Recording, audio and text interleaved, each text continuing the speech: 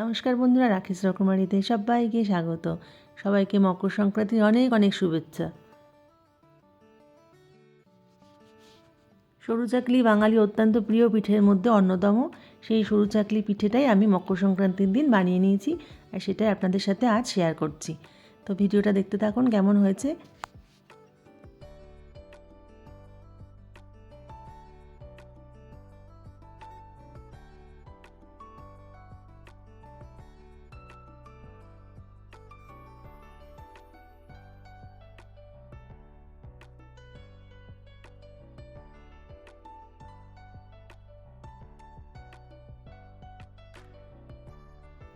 তো প্রথমে আমি দেখুন মেজারিং কাপের 2 কাপ আমি চালের গুঁড়ো নিয়ে নিচ্ছি, সেটা ভালো করে চেলে নেব।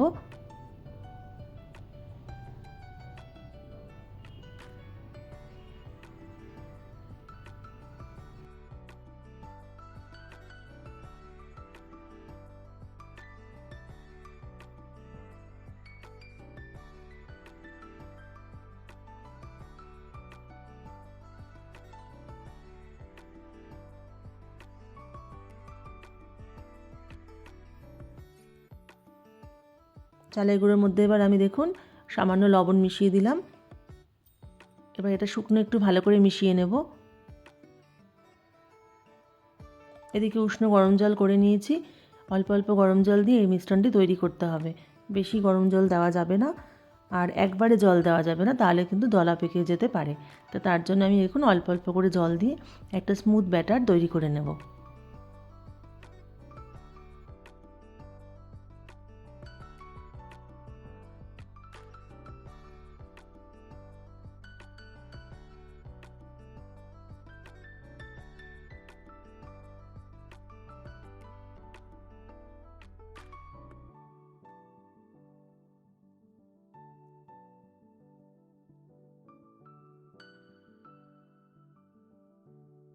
দেখুন এতটাই স্মুথ হবে ব্যাটারটা, যাতে করে কোনো লাম্প না থাকে। ঠিক এই রকমই একটা ব্যাটার তৈরি করতে হবে সরু চাকলি পিঠের জন্য।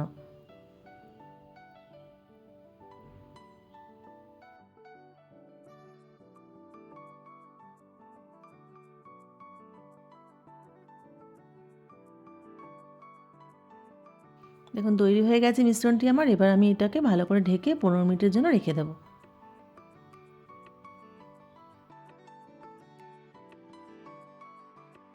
15 মিনিট আমার হয়ে গেছে। এদিকে আমি তাওয়া বসিয়ে দিয়েছি দেখুন গ্যাসে। একটা ব্রাশের সাহায্যে সামান্য তেল ব্রাশ করে নিলাম। এবার এক হাতা করে এই ব্যাটারটা দিয়ে দিয়ে সরু চাকলি পিঠা আমি বানিয়ে নেব।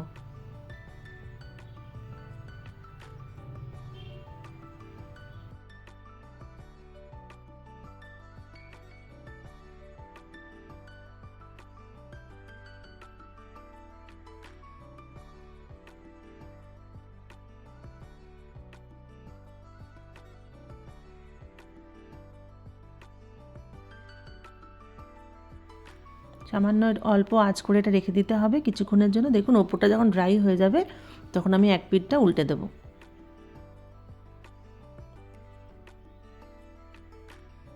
দেখুন পিঠেটা আমার হয়ে গেছে, এবার আমি নামিয়ে নিচ্ছি। এইভাবেই আমি একে একে সব কটা পিঠে বানিয়ে ফেলছি।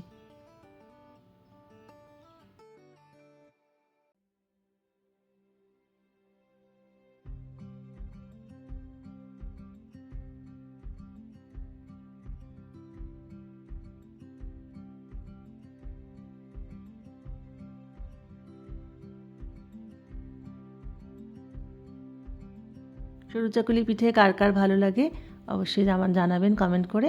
আমাদের তো খুব ভালো লাগে খেজুর গুড়ের সাথে এটা খেতে।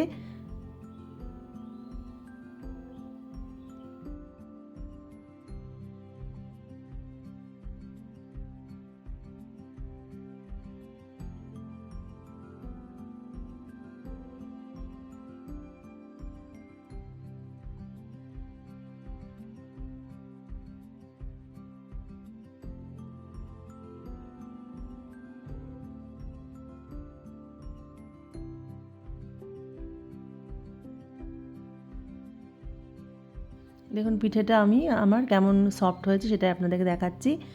তুলতুলে নরম হয়েছে, ছিঁড়েও যাবে না, আর দেখুন কোনো রকমভাবে কিছু হচ্ছে না, এতটাই সুন্দর সফট হয়েছে। ব্যাটারটা একটু ভালো করে বানাতে পারলে তাহলে কিন্তু পিঠেগুলো খুব ভালো হয় দেখতে, আর খেতেও খুব ভালো লাগে। তো রেসিপিটি আমার কেমন লাগলো অবশ্যই কমেন্ট করে জানাবেন। সবাই খুব ভালো থাকবেন, সুস্থ থাকবেন।